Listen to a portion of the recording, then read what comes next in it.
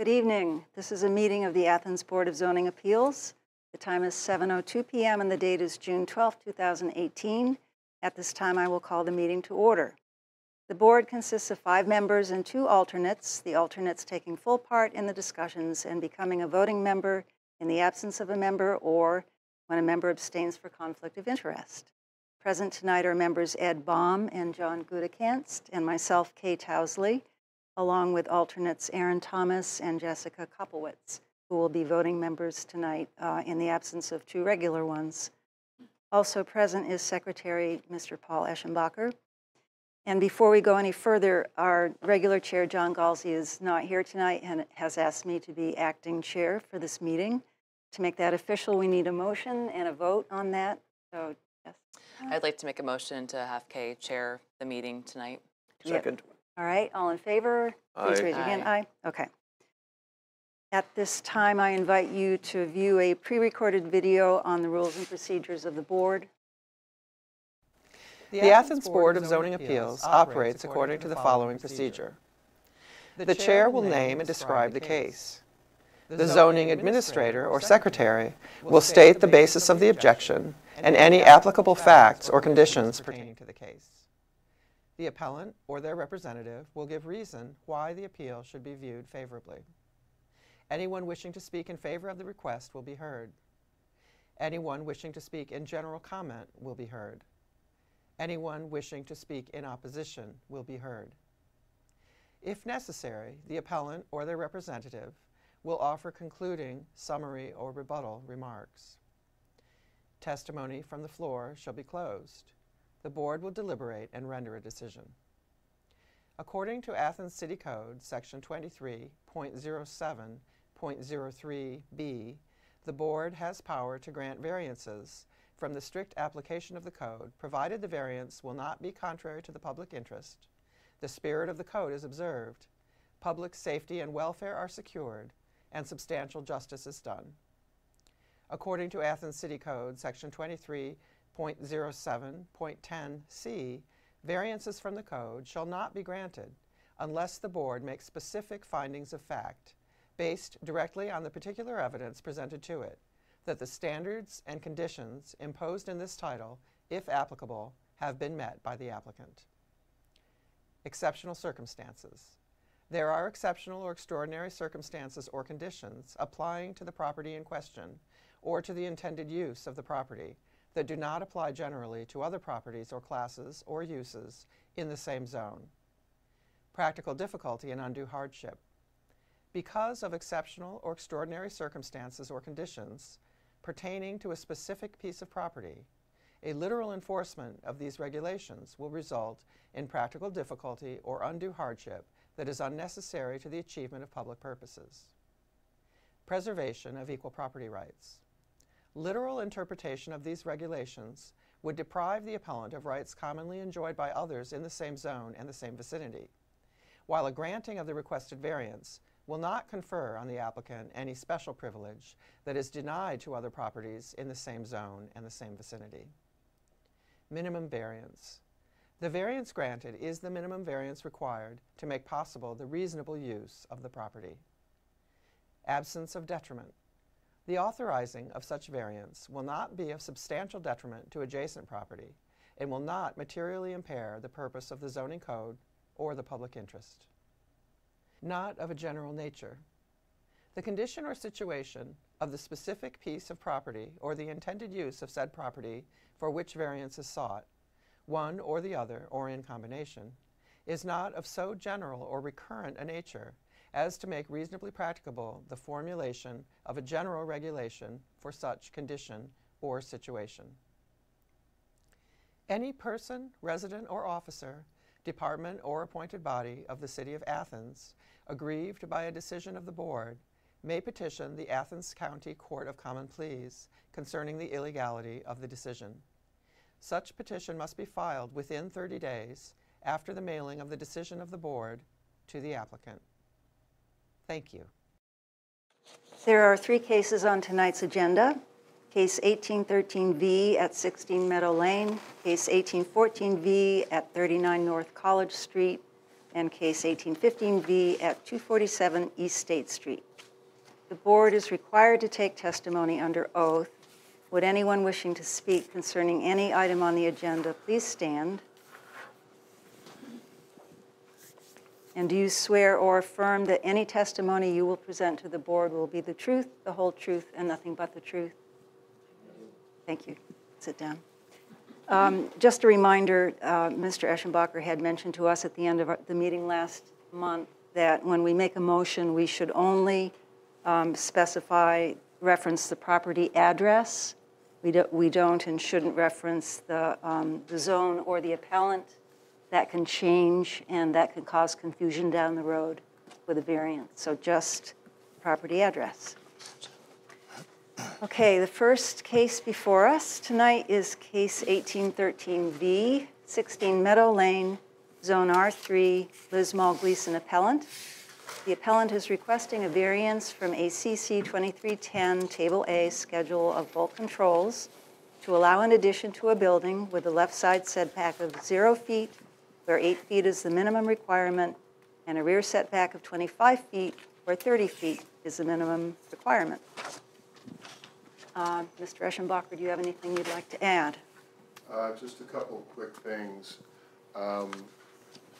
If you look at the satellite photo, which I think I included on the last page of your information for this, you'll see that the boundary lines that they put are imprecise in this area because that's a double condo there, and obviously where the yellow line goes through is going right through almost the middle of the other condo. So the point I wanted to make is the line is actually down further, so therefore the garage, proposed garage, will not have any bulk control problems as far as side, front, or rear setback. Okay. The left side setback and the rear setback are the condo itself. But because they're adding the attached garage, then that what brings into play them having to get a variance. Okay. Any questions? No, thanks. I would like to call on the appellant, Ms. Liz Maul Gleason, to please come to the podium and state your name and address. I assume this is the podium. It is. My name is Liz Maul Gleason. I'm a real estate broker in town and agent for the sellers who are out of town. And potential buyer has requested, she's an elderly woman. Could you speak up just a little? Sorry. The potential buyer is an elderly woman that would like to have an attached garage. I did just drive through the Meadow Lane townhouses over there this evening and counted 22 units that have a one-car garage and 15 that do not have any garage. The reason we're able, hopefully, to add a garage to this unit, it is an end unit in the back that has more yard than is usual over there.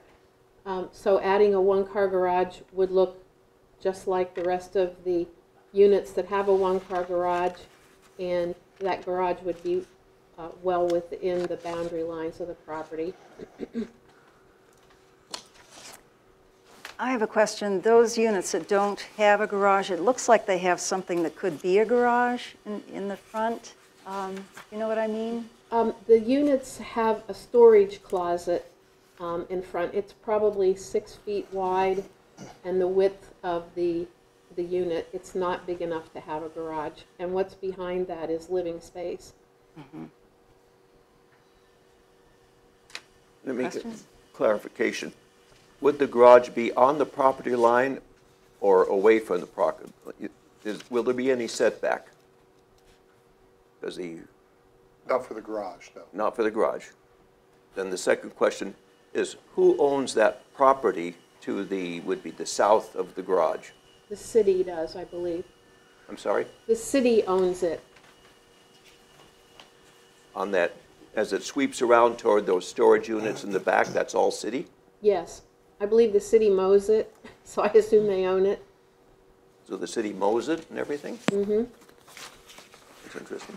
I think the storage units themselves are, I don't know, does Ann Santa's family own that? I think the storage units themselves are privately owned, it's just the land Yes. due south. There's quite a bit of land between this 16 Meadow Lane and the storage garages.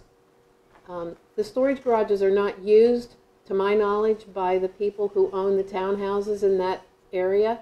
They're owned by someone else and rented out or used by other parties. Is there any kind of neighborhood association in this development? Not to my knowledge. And they're not condos, they're townhouses. The owners own their part of the building and the real estate surrounding it. Any other questions? Okay, I think we're good, thank you. Is there anyone wishing to speak in favor of the variance?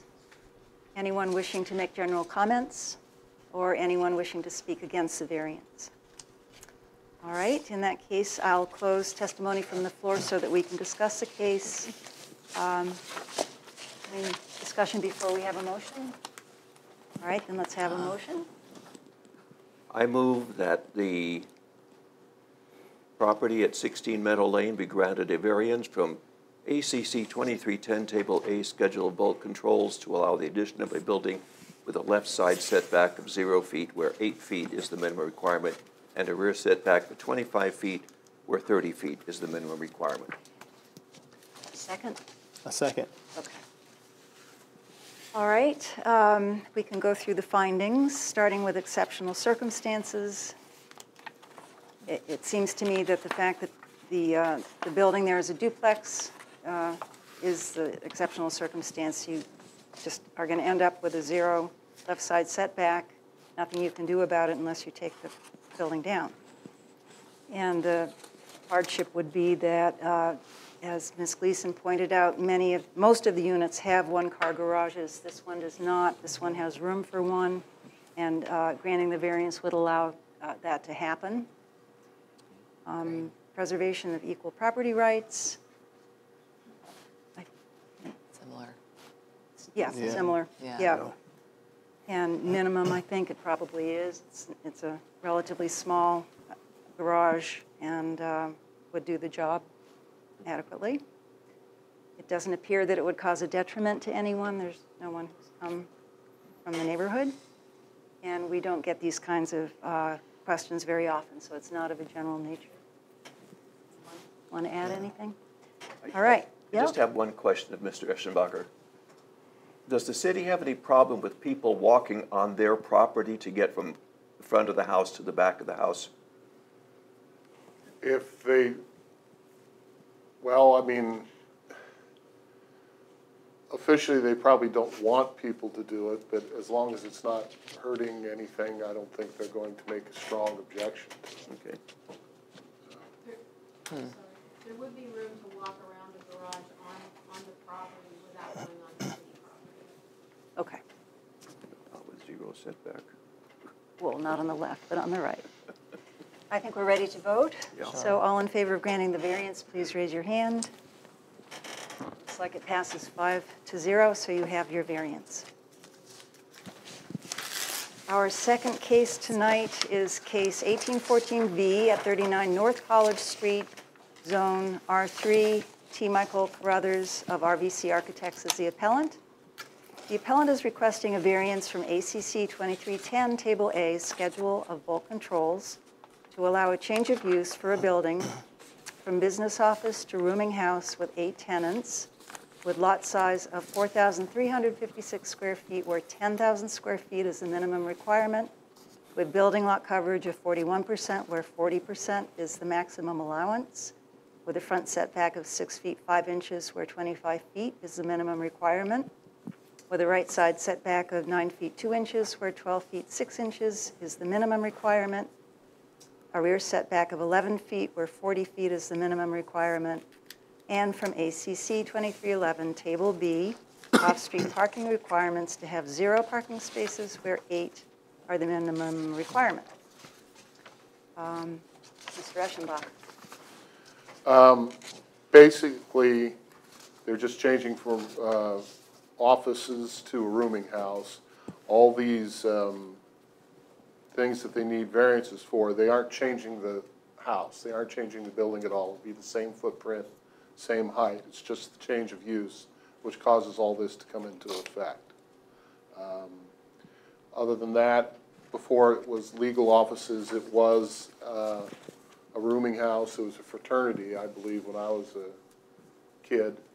I don't know if it was used, when it exactly it switched over to legal offices, but it has been a residence in the past. Okay. I do have a question that I'm hoping you can answer, perhaps, or perhaps not, but it has to do with the May 25th letter from RBC and the attached documents. And it's on the first page.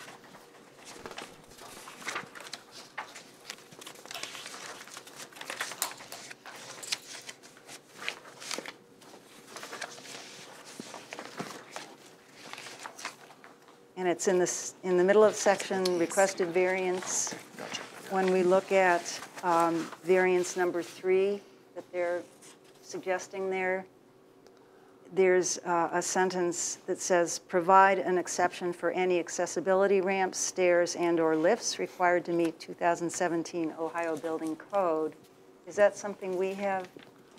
No, it's just a natural exception to the rules Okay, it's about just what's there. allowed to be added to a building. Okay, so we don't have to worry about that. No. Okay. All right, any other questions for Mr. Eschenbach? And I see you've already beat me to it. Could you give us your name and address, please? My name is T. Michael Crothers, and I'm with RVC Architects, 131 West State Street. Can everyone hear me? Mm-hmm. Okay. Today, what we are trying to do is convert, as stated, a commercial building back to a residence, which will have 8 bedrooms. This house is 118 years old, so we definitely want to preserve it. And it is actually a Victorian house. The deed that will be transferring between Mr. Sowash and Brian Wharton will actually have a deed restriction already on it that the house must remain as a Victorian and stay as a Victorian. The only changes that are permitted to happen are if there's any issue with rot or if anything needs to be fixed or replaced, which I don't think will be the case, but it'll just be very minimal stuff that needs to be done to the site, and that's it. One of the variance requests that we want to open up, which is 2 options for the parking. We can either do, as we've done in the past, which is at 14 High Street, which is where we're granted no parking where 8 is required. Or the other option would be to allow us to deed restrict parking that is beyond the 250 feet. Brian actually does have parking elsewhere. It's just about 6 minutes away, a 6-minute walking distance. So, and, the major issue with the site is that it is, because of its size, we can't just move the house to accommodate any of the setbacks or any of the requirements. And it is landlocked between another business and Domino's. So we can't add any more property to it or anything of that nature. So it's not very practical to try and put any parking on it or meet any of the setbacks or the lot coverage. Okay, thank you. Any questions? Let me go back to the parking. Tell me again the 2 options, and is there a third option that you have? I don't have a third option.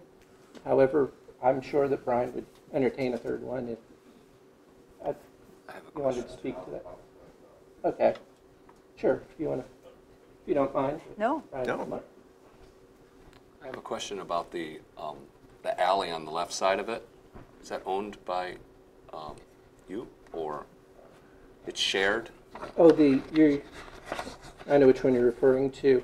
That is considered a right-of-way, and my understanding is it isn't owned by either, or is it? Go ahead.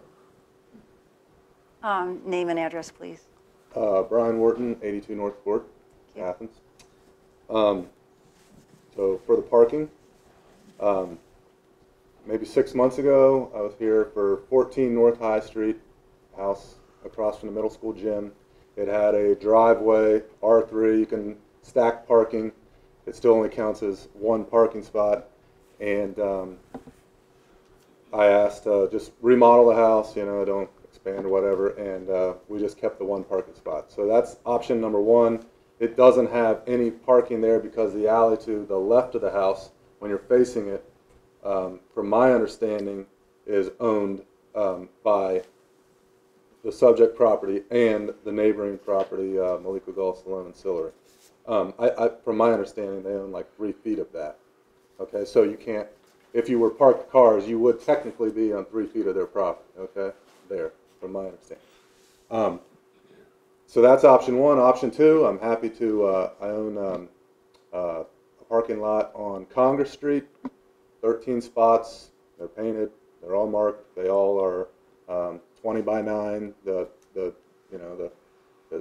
amount of square footage that's, you know, deemed to be a parking spot. And I'm happy to deed restrict 8 spots at 98 North Congress or a combination of 94 North Congress and 98 North Congress. They both have lots. They sort of just kind of run together. So deed restrict in those deeds 8 parking spots to this property. The only issue with that is that it does exceed the 250 Yeah, I mean, feet. yeah, it's, you know, probably, you know, it's bottom of Court Street, take a left, it's right behind the Masonic Lodge there on Carpenter. Their property runs right into it. So after their parking lot, the parking lots are right there. Yeah, just a couple other things I'd like to bring up is when Mr.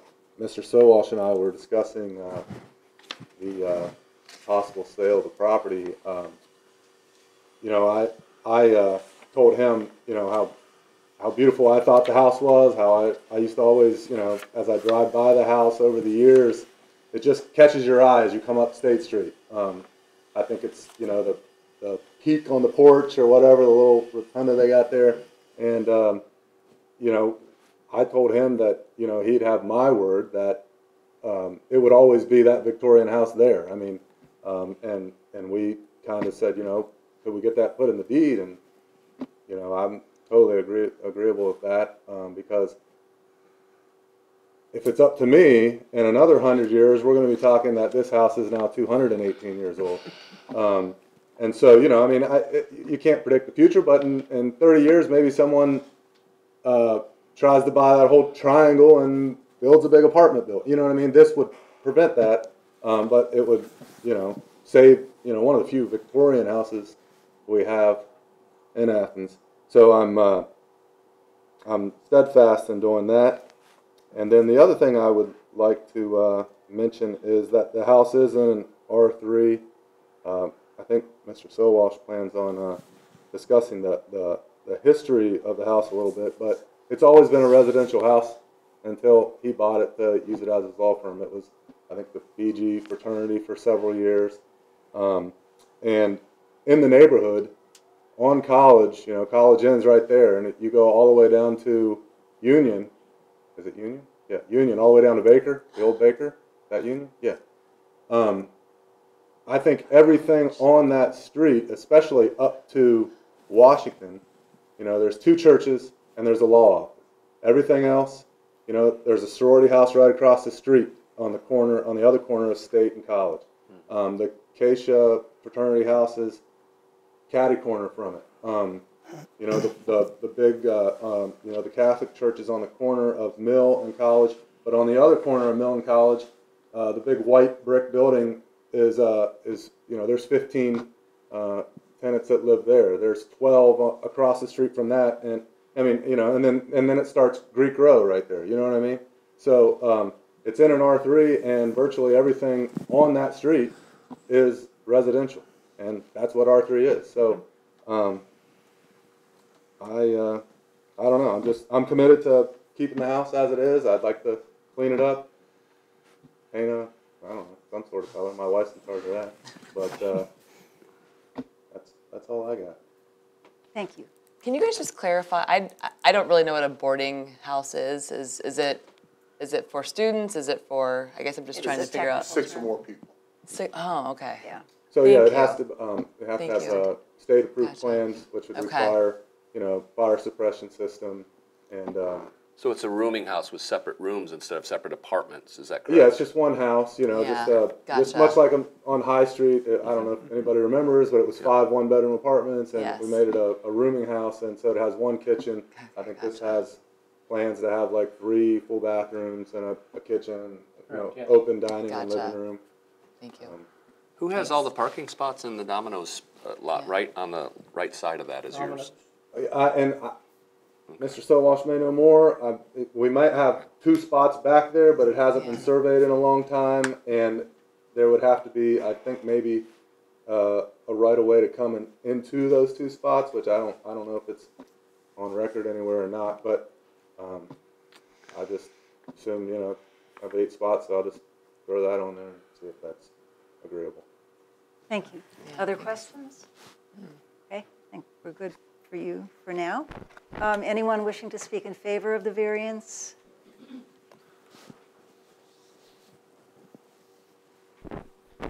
My name's Jonathan Sowash, and I wanted to speak briefly in favor of the variance. I'm the current owner of the property. And your address? My address is 6607 Fox Run, Athens. Thank you. I own it with my wife, Cassandra Watt. We purchased the property in 1987 when the Fiji Fraternity House had vacated. They were there from 1968 until 1986. The home came up for sale because the Fijis were moving to a new location, and the Domino's franchise was buying the old Diamond Savings and Loan where they're still located. They needed parking. There wasn't enough parking there, and that property becoming vacant came up for sale. This being Athens, there was a poster campaign and an effort to save the home. Domino's and their local franchisee were interested in that as well. They were able to purchase a much smaller, lesser home and move their parking lot closer toward the city building. And we were able to preserve the home. At that time, there were 18, it was a rooming house under these definitions, 18 Fiji fraternity members in the home itself, and the president of the fraternity was in a brick garage where the parking lot is now that was painted purple, for any of those of you who might remember that. That was torn down, the purple garage, but we were able to preserve the home. And as to the parking issue, Domino's owns all of the lot.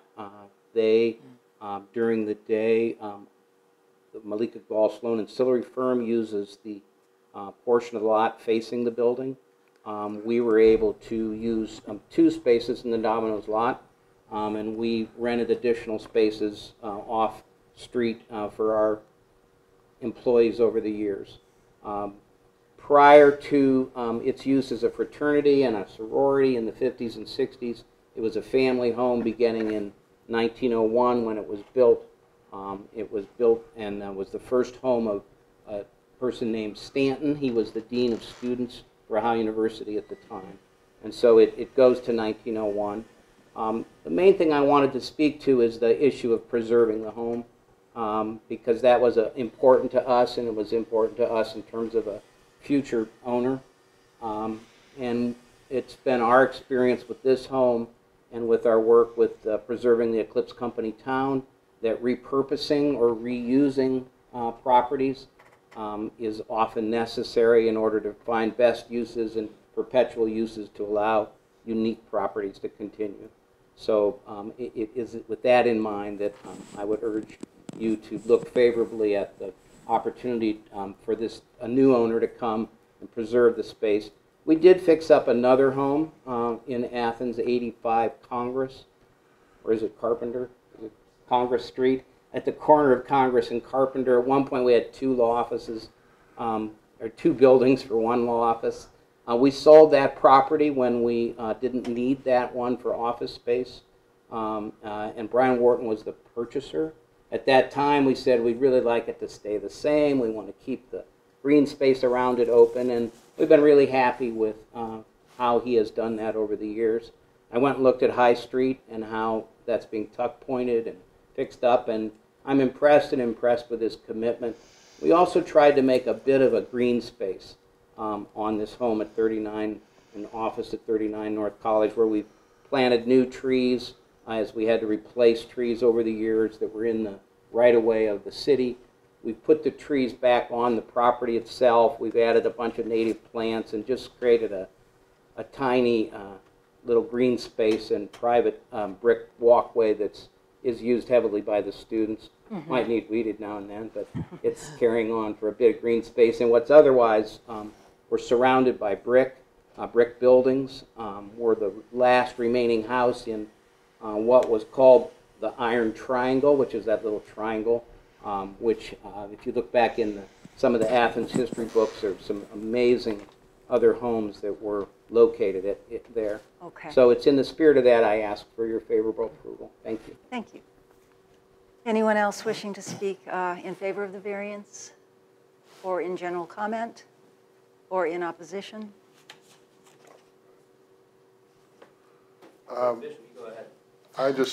We received a letter today from Malika Gall, Sloan and Sillery Company.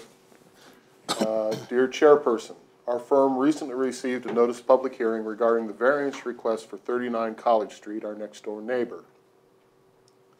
After much discussion, the firm has decided to oppose this variance request as to the requested parking variance only. The applicant is seeking a variance to provide 0 off-street parking spaces where a minimum of 8 are required by Athens City Code. Such a variance would have a significant negative impact on the already limited amount of off-street parking available to our clients. The parking needs of 39 College Street for the past 30 years during its commercial use have been minimal, and we have had adequate client parking for both properties and for the neighboring Domino's in the parking lot that lies between the 3 buildings. However, a change from the property's historic commercial use to a residential rental property will necessarily be accompanied by an increased amount of vehicular traffic. Whatever efforts the applicant makes to prevent tenants and their guests from parking in this parking lot, it is virtually certain that they will still park in the lot with regularity at any time of their convenience.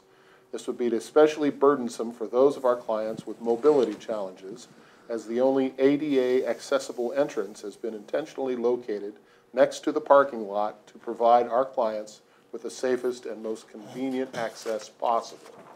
We ask that the Board of Zoning Appeals deny the applicant's request for a variance from the off-street parking requirements.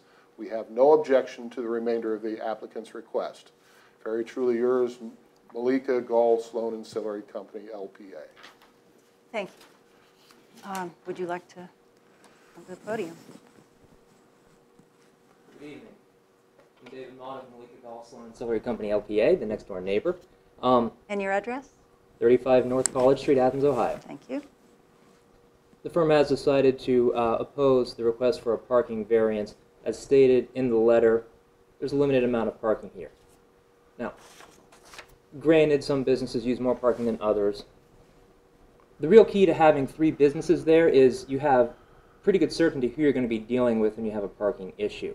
And over the past 30 years, it's been pretty easy. If someone ends up in the wrong spot, we run short, you make a phone call, get it resolved. With residential tenants who are going to be in and out every year, we're not going to be able to do that. As mentioned in the letter, really the only option we have, these tenants have a party, all their friends come over, park in the lot, stay there the next morning, which already happens even without it being a residence. Our only option for our clients with mobility challenges is, well, get out in the street and hope you don't get hit. Really, we would like to see this maintained in a way that 3 businesses on a very tight triangle can continue to work together so that the parking accommodates everyone. And we don't see that being reasonably practical if one of those properties becomes a residence.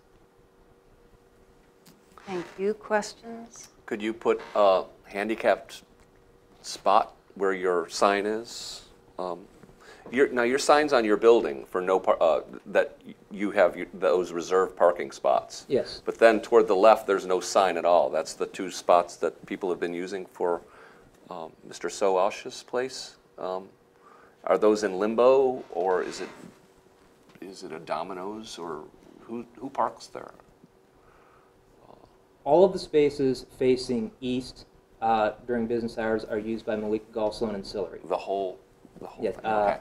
Mr. Sowash's firm has used a couple of spaces the next row in, and all of this is because the 3 businesses have been able to work out agreements between them to accommodate the changing parking needs over the years. Okay. So my first question, is there a possibility of you getting handicap a spot there? That would create an abundance of other issues, because a handicap parking sign would practically limit the spot 24/7. And even during business hours, it would only be available to clients with mobility challenges and with the appropriate placard.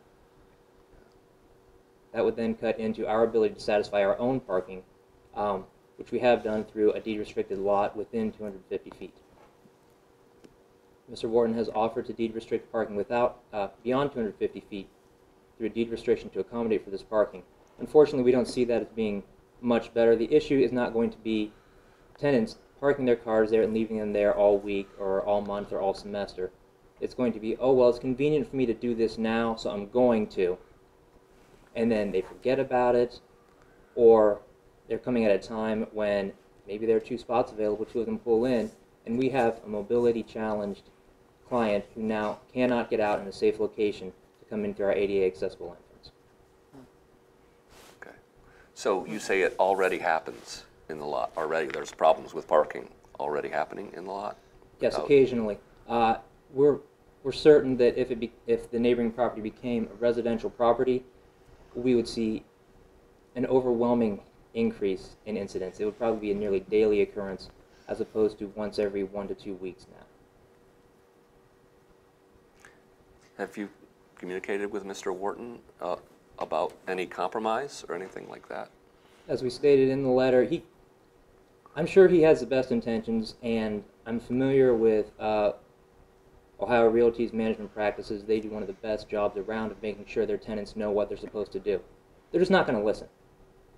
I'm sure that the board is aware parking is the #1 issue more often than not in Athens, and a big part of it is that many people, many tenants, park where they want, when they want, and ignore all but the most severe consequences.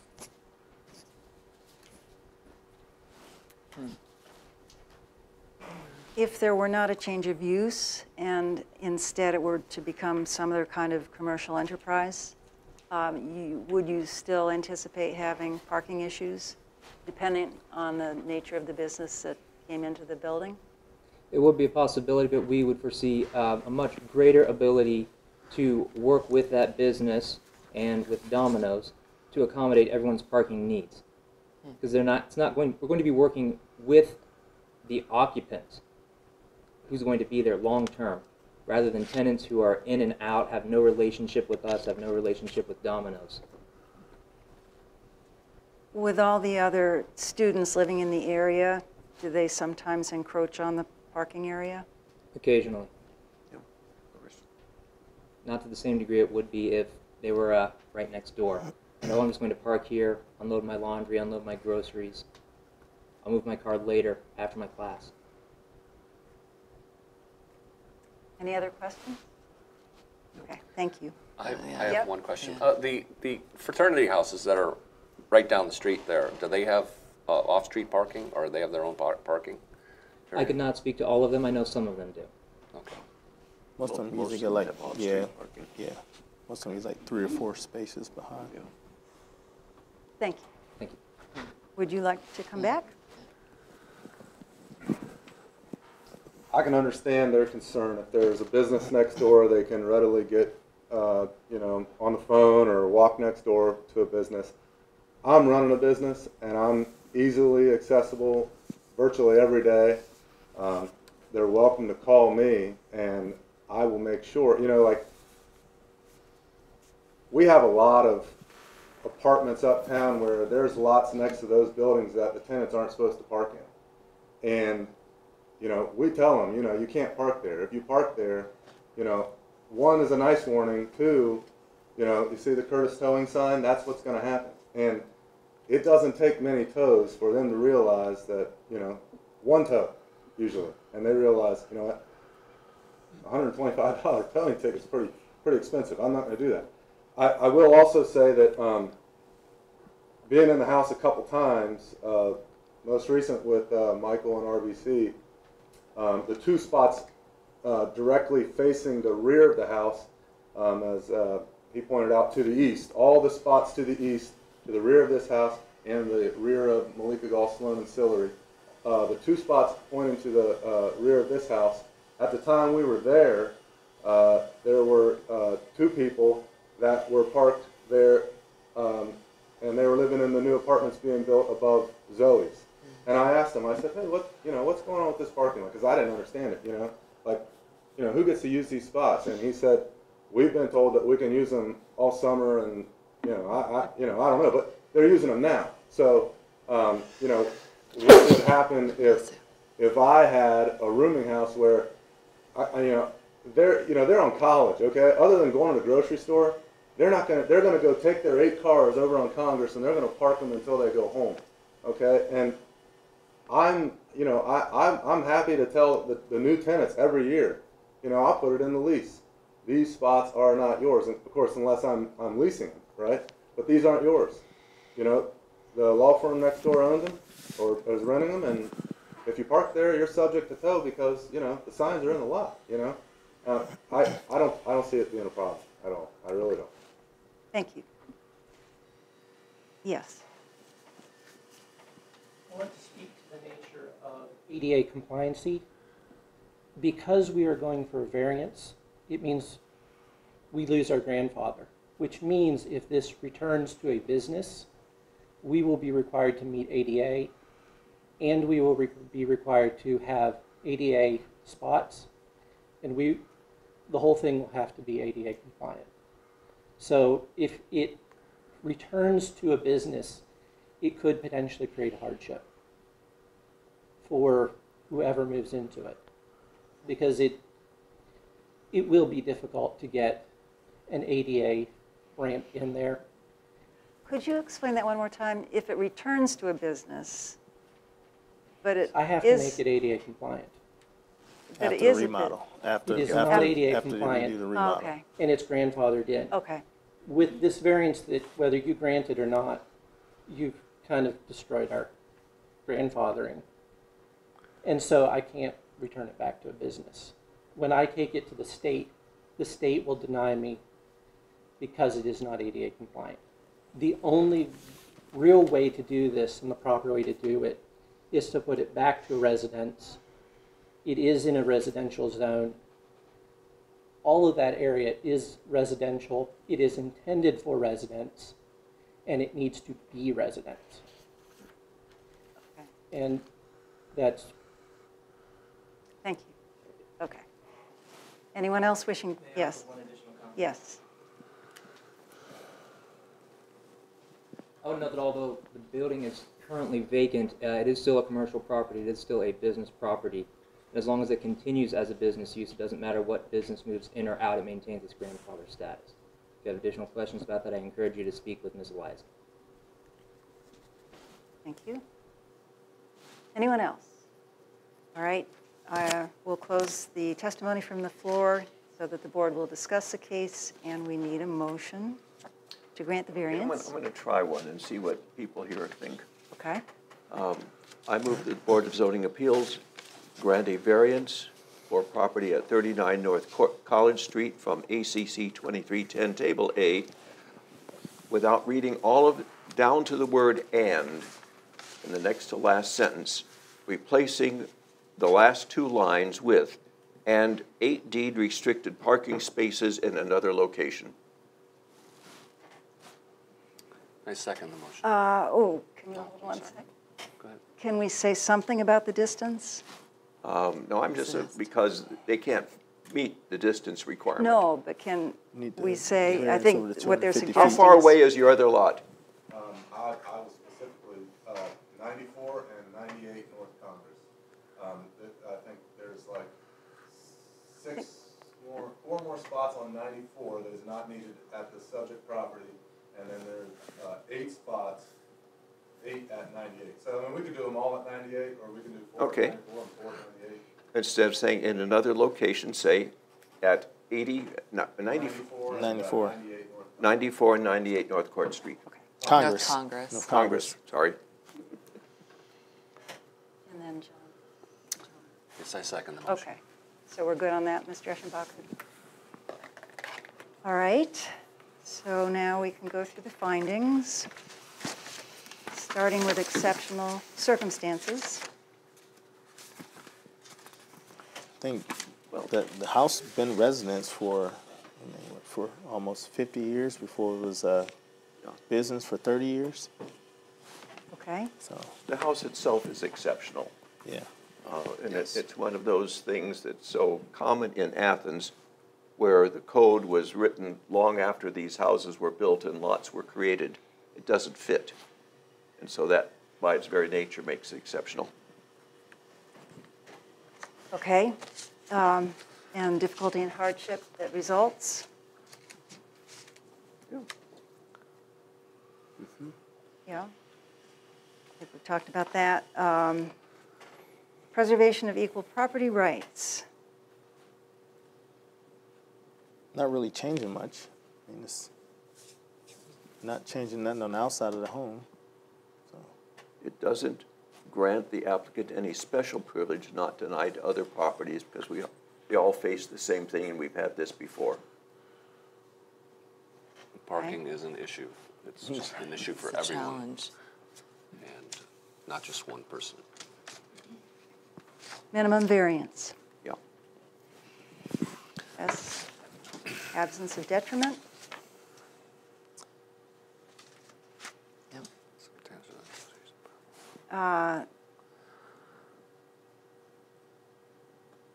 So there's some concern that that could happen. It's not a given. And, you know, a rebuttal has been put in place, has been argued that that any temporary issue can be taken care of very quickly of students parking where they shouldn't. And not of a general nature? No, it's No, we don't get these very often. Are we ready to vote? Okay. All in favor, please raise your hand. Okay. Looks like it passes 5-0. The variance is allowed. Our final and third and final case tonight is case 18V, 247 East State Street, Zone R1. Shui Ying Alan Lin, appellant. The appellant is requesting a variance from ACC 230401A1 to allow a duplex rental building in an R1 zone where a single-family dwelling is the maximum allowance.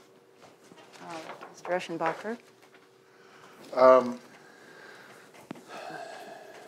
The only things I want to say about, if you've been by it, you've seen that the building is a natural duplex. It was built as that. I don't know, I'm positive it was built before the beginning of the zoning code, but Oh, yeah. at the onset of the zoning code, that particular neighborhood was R2. It was changed to R1. This particular building did have an approved rental permit for a duplex at one point, but a previous owner, not the current one, but a previous owner let that lapse. And so it lost its grandfathering as a duplex. Otherwise, the plans that he has for this place include no change to the building, no increase in footprint or height or anything like that. They simply lost the grandfathering of it being a duplex. So what's the 249? I seen 247. So That's that the was other the half, that's yeah. the other half. Okay. Two halves. I rode by and trying to like, it's already two addresses. All right. Other questions? Okay. Could the appellant, Mr. Lin, please come to the podium and state your name and address? My name is Su In Lin, so I live in the 247 East State Street. Okay, a little louder. Okay. My name is Su In Lin, so I live in the 247 East State Street. So my English is not very well, so my manager, David, they will speak for me today. Okay, thank you. As Mr. Lin has mentioned, I'll be a property manager for that duplex. Your name and address again? My residence or who I'm speaking for? Your name yours. and address. Yours. Okay, my name is David Telega, Telega, and I live at 3 Applegate Drive, 45701. Thank you. So yeah, as has been mentioned, the duplex has been in the past grandfathered in the R1 residential area. And the house he bought at a sheriff's sale due to a foreclosure, and so there was a lapse in the rental permit. With this lapse, it got put back to an R1 status. When we tried to do a rental permit application, it was denied because it's an R1, whereas it's a duplex. As was mentioned, it's always been a duplex. There was no change to the structure, and the grandfather status lapsed. I would like to say that potentially residents around the area might have some objections to this due to the prior owner's maybe neglect, and maybe it was the residents there were a bit loud and maybe disturbed the residents. But it's my intention to be an active property manager and to ensure that any kind of problems or issues or disturbances to the neighbors around that area will be dealt with directly by me. Across the street, that floral shop is being converted by Diversified Properties into a multi-unit rental area. So yeah, it's just my intention to ensure that we're not a disturbance to the neighbors. Mr. Lin has invested a lot of money in this property, and it's actually made, I think, that part of East State Street a better place. The improvements, I think, are considerable, and so that's where we're at. Thank you. Any questions for Mr. Telega? Yeah, is Mr. Lin staying in 247, and is he going to be there all the time, or is he going to rent that out? He misspoke. He actually lives at 108 Sunnyside Drive. Gotcha. But this is just another one of his properties. Thank you. It's a tough driveway to pull out of. Right. Backwards. Yes, you have Madison Avenue. Jeez. Yes, it is. How long was it lapsed, the actual permit? Well, Mr. Lin bought the property in 2015, September 15th. Prior to that, a bank owned it, I think through the foreclosure process. And then another company, EMII Incorporated, owned it prior to the bank. So I'm assuming that something happened. I don't know the history of it. Okay. It's been a while. So has the property been vacant since 2015, 2016? Well, the property was purchased as a residence for his employees. He's the GM of Ginger Cafe. And so you have 3 bedrooms and 1 bath on each side. And so he used that as a residence for his employees. And so he didn't realize that he needed to get a rental permit. He didn't realize, because he wasn't generating income from his employees, he didn't realize that he needed to get a rental permit. And so we're in the process of rectifying that. Thank you. Gotcha. Are there any other rentals on that street or across the street there besides the flower shops? Gonna be? The house that's on the opposite corner of Madison and East State is not. Okay. The next 2 houses are, The yellow house is. and the house on the corner of Evans and East State Street is currently vacant. It had a rental permit at one time, but it was never actually used for a rental.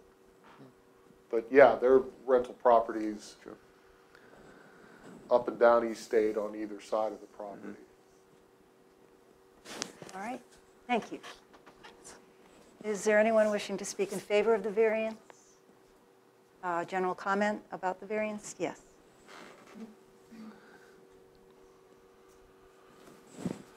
My name is Cheryl Shore. I live at 245 East State Street, right next door.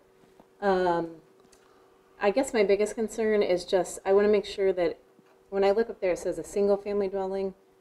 I understand if you give the variance, he can rent to 2 families, 1 on each side.